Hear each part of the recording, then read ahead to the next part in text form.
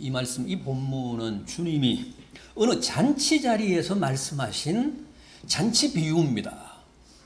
잔치집에서 잔치 비유를 제자들에게 말씀하셨습니다. 어떤 사람이 큰 잔치를 앞두고 먼저 종들을 보내 사람들에게 초청장을 돌렸습니다. 마태복음에도 나옵니다. 마태복음 22장에도 이 비유가 나오는데 거기서는 이 잔치를 어떤 임금이 자기 아들의 혼인을 위해서 준비한 잔치라고 했습니다. 그러니까 얼마나 크고 얼마나 거창한 잔치였겠습니까?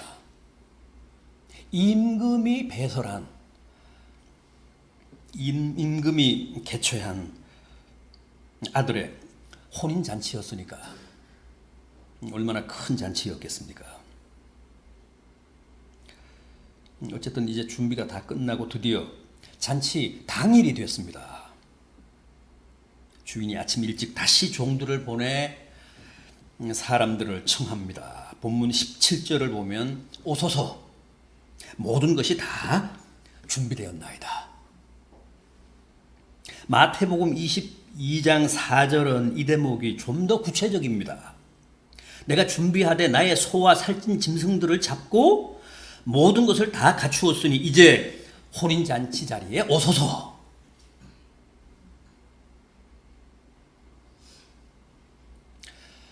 이게 주님 당시 이스라엘에 좀 산다는 사람들의 잔치 문화였습니다. 사람들을 두 번 청합니다. 처음에는 초청장을 보내 언제 어디서 무슨 잔치가 있을지를 알리고,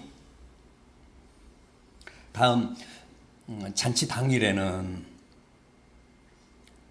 일찍 종들을 보내서 이제 잔치 준비가 다 끝났으니까 어서 오십시오 라고 청합니다. 그런데 오늘 본문을 보십시오. 그렇게 두 번씩이나 잔치에 초대를 받은 사람들이 다 어떻게 했다고 합니까?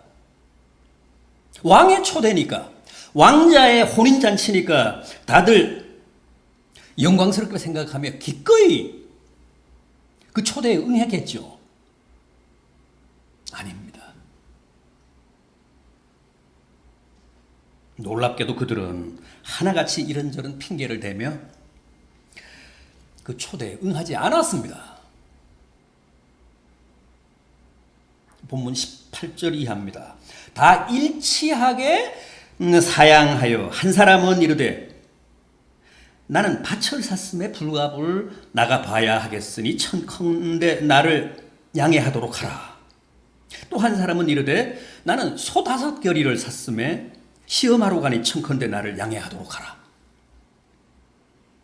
또 하나는 가로되 나는 장가들이 들었으니 그러므로 가지 못하겠노라. 밭을 샀다, 소를 샀다, 장가 들었다. 이게 그들이 왕의 잔치를 거절한 이유입니다. 다 산 것 때문입니다. 당신은 경제력이 허락하는 만큼 일부 다처가 법적으로 보장되던 시대였기 때문에 실은 여자도 돈으로 산게 됩니다.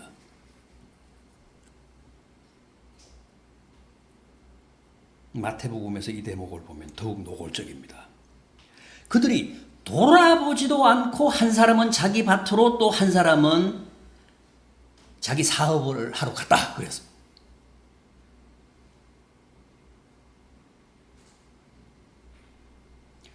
그런데 오늘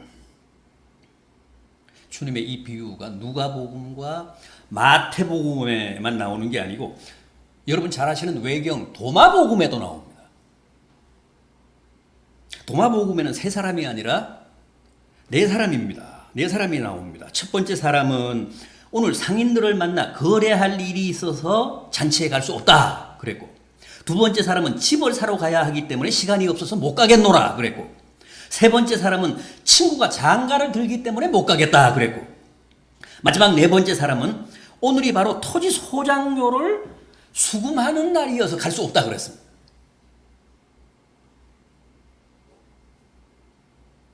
그러니까 이 누가복음, 마태복음, 도마복음이 내용은 조금씩 달라도 소유 때문에 혹은 사고 파는 일 때문에 왕의 초대에 응하지 못했다는 그 비유의 핵심만큼은 서로 다르지 않습니다. 다 같습니다. 얼마나 인간 현실을 꿰뚫어 본 통찰입니까?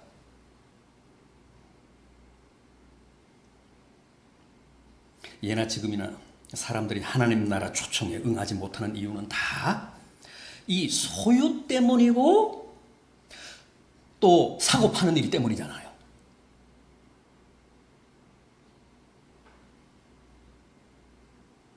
지금도 보십시오. 얼마나 많은 사람들이 밭 사고 소 사고 결혼하느라 정신이 없습니까? 아무리 가서 오소서 모든 것이 다 준비되었나이다 뭐 그래도 통하지 않습니다. 얼마나 냉담하고 얼마나 무심한지 모릅니다. 마태복음에서는 뒤도 안 돌아보고 갔대잖아요.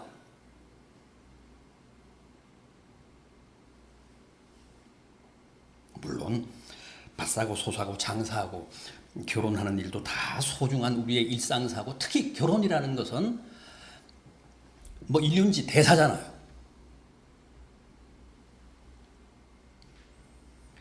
다 필요한 일입니다. 다 소중한 일입니다. 그럼에도 주님이 여기서 비판하고 고발하신 게 뭡니까? 그게 아무리 소중한 일상사고 일륜지 대사라고 해도 주님이 초대하신 천국 잔치에 응하는 일보다 더 소중할 수는 없다는 거예요.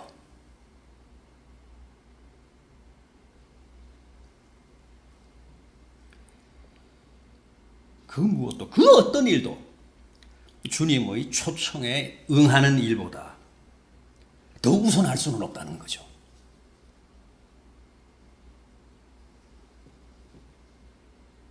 사실 우리가 살아가는데 필요한 것으로 치면 먹고 마시고 입는 것보다 더 긴박하고 더 절박한 것도 없지 않습니까?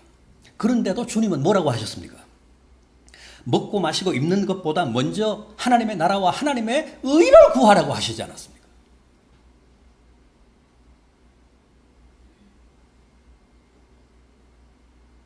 그 말씀은 어떤 경우에도 천국 잔치가 우선이라는 겁니다.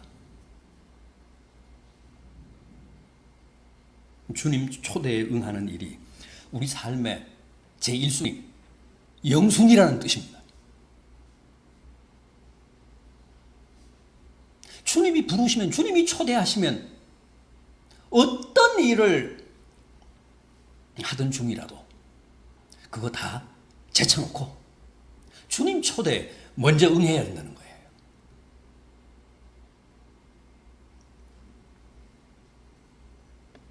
열심히 장사하십시오. 열심히 사업하십시오. 열심히 밭도 사고 논도 사고 소도 사고 또 결혼도 하십시오. 그러나 꼭 알아야 할 것은 우리는 결코 그런 것만을 위해서 사는 사람들이 아니라는 거예요.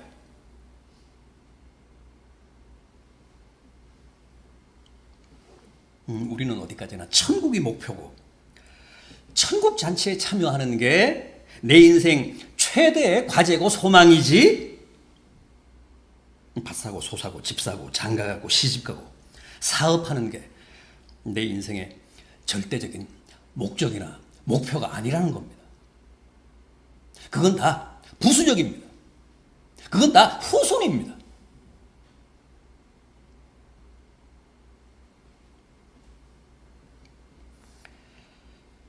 그럼에도 문제는 지금도 많은 사람들이 다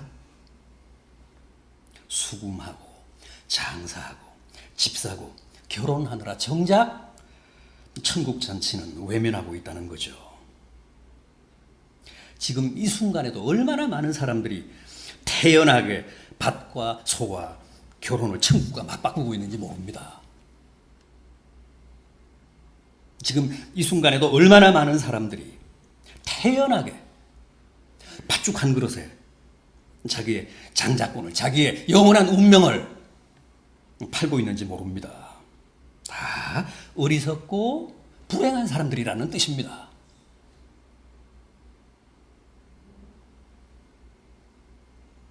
옛날 노아 시대 때도 그랬습니다.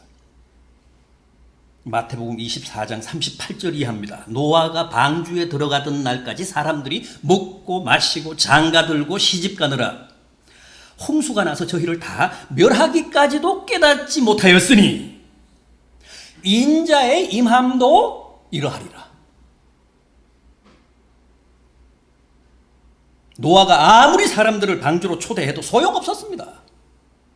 콧방귀만 뀌었습니다. 다 먹고 마시고 장가가고 시집가기에 바빠서 누구 하나도 그 초대에 관심하거나 귀 기울이는 사람이 없었습니다. 더욱 안타까운 것은 결국 홍수가 나서 그들이 몽땅 수장이 되는데 그렇게 죽은 사람들 중 누구도 그 죽음, 그 비극의 비밀을 몰랐다는 거예요. 자기가 왜 그렇게 수장되어 죽어가야 되는지도 몰랐다는 거죠. 그 이유를.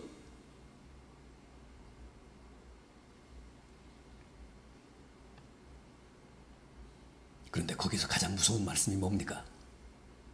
인자의 임함도 이와 같으리라. 무슨 뜻이죠? 이 세상 마지막 때도, 주님의 재림 때도 사람들이 다 그렇게 먹고 마시고 시집가고 장가가고 밭사고 소사는 일로 분주하게 살다가 역시 아무런 이유도 깨닫지 못한 채 다 멸망할 거라는 겁니다. 자기의 죽음의 비밀을 모르고 죽는다는 거예요. 그게 준엄한 하나님의 심판인 줄도 모르고 죽는다는 거죠. 얼마나 어이없습니까?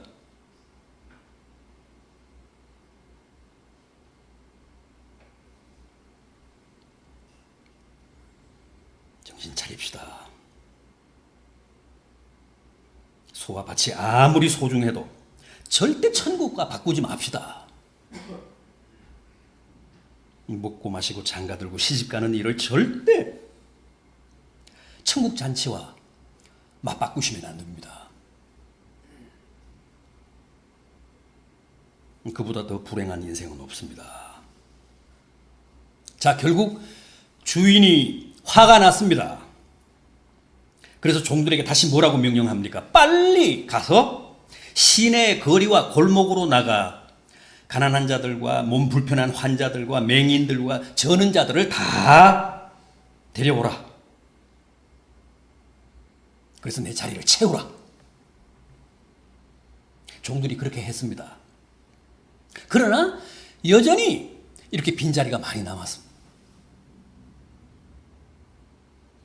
다시 주인이 뭐라고 합니까? 길과 산울타리가 하러 나가서 사람들을 강권하여 데려다가 내 집을 채우라. 그러면서 이렇게 말합니다.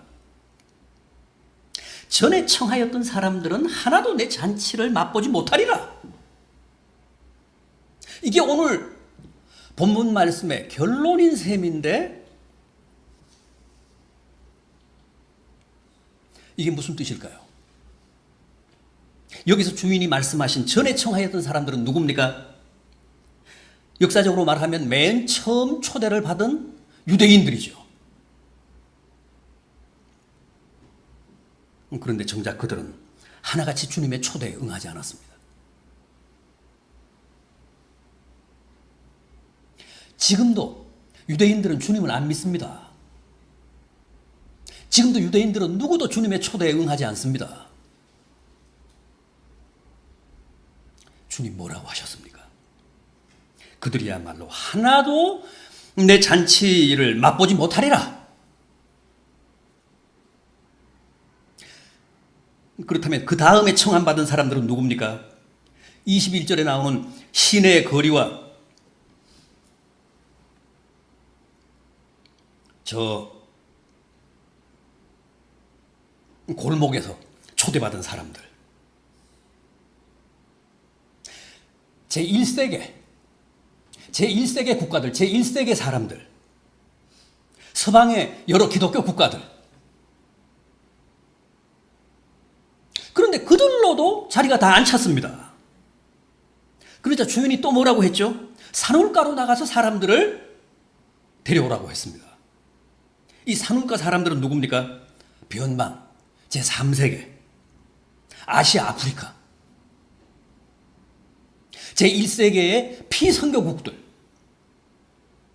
우리가 지금 이제 여기에 속하죠. 산울가 사람들. 우리가 변방이잖아요. 그러니까 이런 겁니다. 맨 처음에는 유대인들을 청했는데 그들이 다 초청에 응하지 않자 다시 서방 여러 나라 사람들을 청해오라고 했습니다. 종들이 제1세계 국가들의 그 기독교 국가들의 사람들을 청했는데 그들로도 잔치 자리가 다 차지 않았습니다. 그러자 다시 제3세계 사람들을 청해라. 변방의 사람들을 청해라. 저 산울가 사람들을 청해라. 그래서 우리가 주님 앞에 나온 겁니다. 그런데 여전히 자리가 다 차지 않았습니다.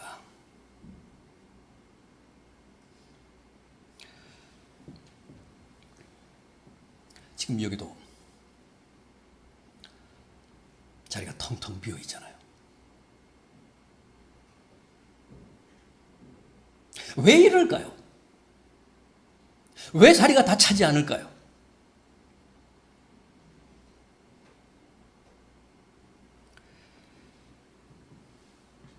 그 비밀이 마태복음에 나옵니다.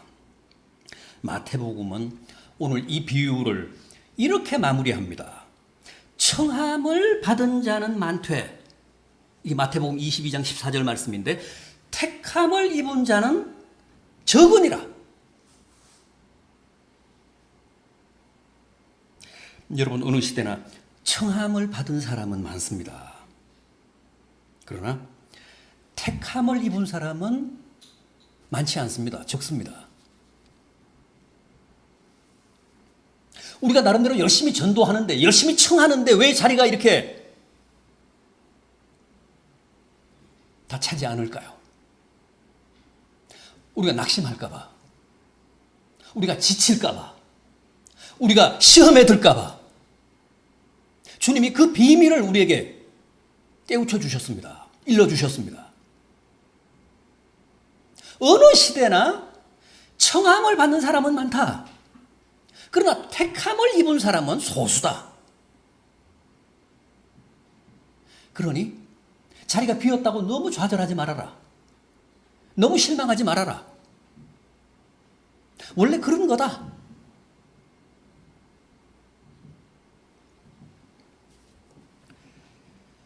청함은 누구나 받을 수 있습니다. 실은 청함은 다 받습니다. 우리나라 사람들도 대개 청함은 다 한 번쯤은 받았죠.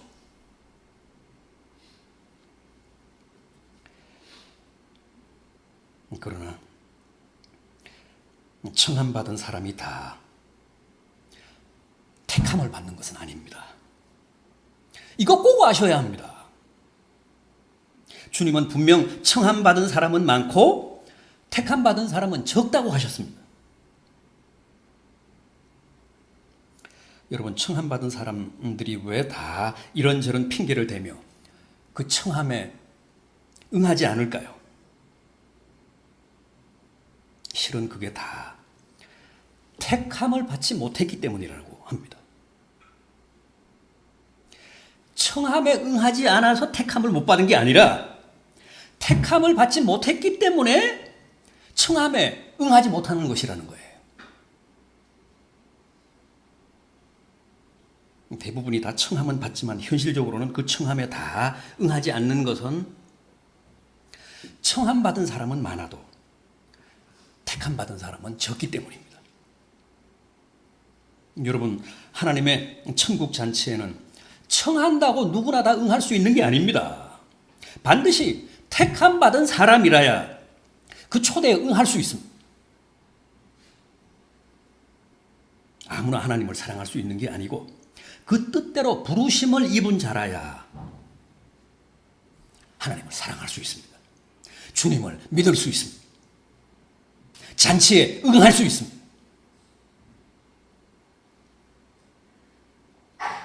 따라서 지금 우리가 주님을 사랑하고 하나님을 믿고 또 이렇게 천국 잔치 자리에 참여하고 있다는 것은 곧 우리가 하나님의 뜻대로 부르심을 입은 자라는 물증입니다.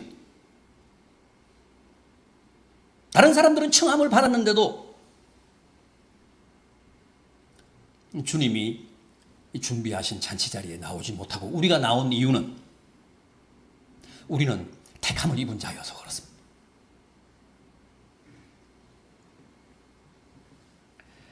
우리는 다 주님의 초대에 응했기 때문에 택함을 받은 게 아니고 먼저 택함을 받았기 때문에 주님의 초대에 응하게 된 겁니다. 믿어서 구원을 얻은 게 아니고 이미 구원을 받았기 때문에 믿게 된 것이고 남달리 하나님을 사랑했기 때문에 우리가 택함을 입은 게 아니고 하나님의 택함을 받았기 때문에 하나님을 사랑하게 된 겁니다.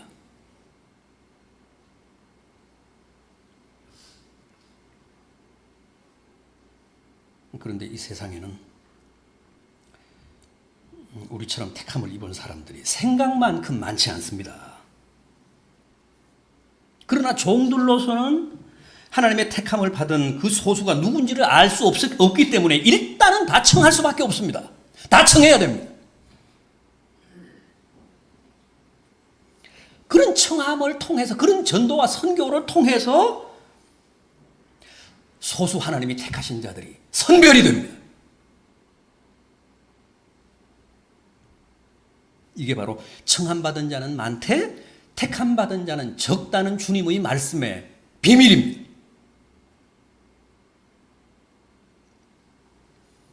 청한다고 다 나오지 않습니다. 택함받은 자만 그 청함에 반응할 수 있습니다. 결단할 수 있습니다. 물론 택함받지 않은 사람도 나올 수 있습니다. 그 사람들은 오래 가지 못합니다. 며칠 가지 못합니다. 몇 년 가지 못합니다. 결국은 자기 길로 갑니다. 사울처럼, 가룟 유다처럼.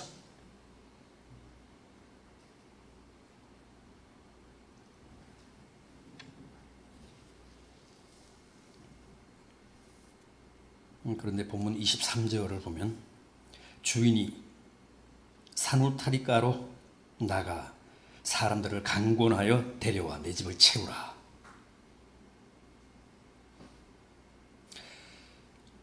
구속사적으로 보면 지금이 바로 여기에 해당되는 시대인데 이 마지막 시대에는 아무리 택함을 입은 사람이라고 해도 쉽게 청함에 응하지 못합니다. 왜요? 세상 문화에 너무 쩔어서 그렇습니다.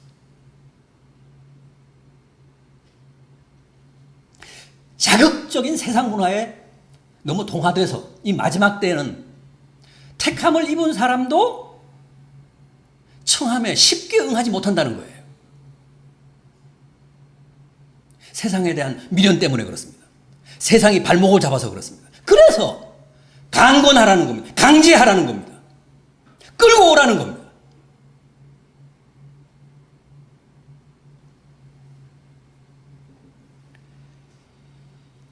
여러분, 이게 오늘 우리들의 깊은 고민과 현실적인 한계입니다. 그렇지 않습니까? 택함받은 하나님의 백성이라면 굳이 우리가 전도를 안 해도 제 발로 다 걸어 나와야 하는데 이건 전도를 해도 안 나옵니다. 그것도 신사적으로 해서는 아예 씨도 안 먹히고 강제로라도 해야 되는데 주님도 강제하라고 하셨는데 그건 또 우리로서는 못할 짓이잖아요. 우리가 강제로 이웃들을 끌고 나올 수가 없잖아요. 그거 얼마나 난감한 일입니까? 그럼에도 이 마지막 시대에는 그래야 나온다는 거예요. 강제하지 않으면 제 발로 안 걸어 나온다는 거죠. 못 걸어 나온다는 거예요. 신사적으로 해서는 안 나온다는 거예요.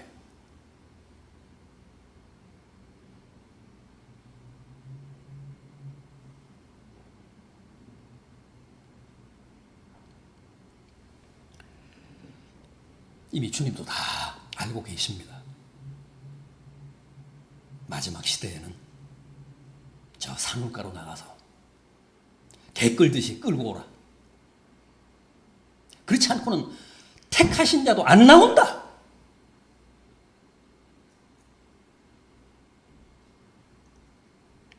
세상에 푹 빠져 있기 때문에.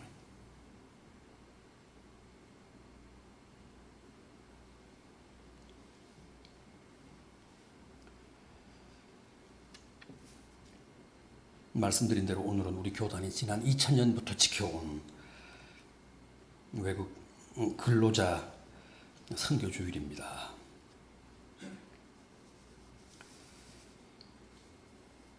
(100만에서 120만) 정도로 추정하는 외국인 근로자를 위해서 기도하자는 취지입니다. 그들도 우리의 선교의 대상이라는 깨달음을 얻자는 겁니다. 어쩌면 그들이 바로 오늘 본문이 말씀하는 저 산울타리가로 나가서 우리가 강권해야 할 이 마지막 시대 마지막 선교의 대상들일지도 모릅니다.